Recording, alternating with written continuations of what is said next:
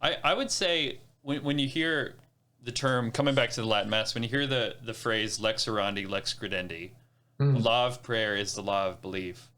And what you just said there, I think the biggest change I've seen in me after attending the Latin Mass is recognizing Jesus as a king and as a sovereign Lord of my life, who is big enough and powerful enough to do anything and to overcome anything, and that he deserves my complete adoration. He deserves my absolute best. You also mentioned earlier about validity. Like, okay, we look at all the masses and we're talking about validity, and that's fine. They're all kind of on the same, baseline.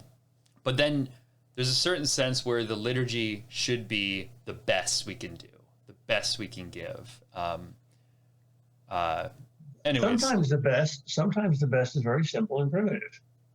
If you're in the army and they can celebrate Mass only out in an open field on a plain table, there can still be total reverence and total love. Not a question just of aesthetics or complexity. It's a question of attitude. And that phrase, lex orandi, lex orandi, lex credendi. Lex credendi, yeah, the law of worship, the law of belief. That's an answer, at least a partial answer to the question, why do so few Catholics today believe in the real Christ? Because they don't practice it.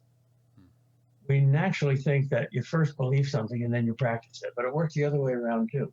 You come to believe something only after you practice.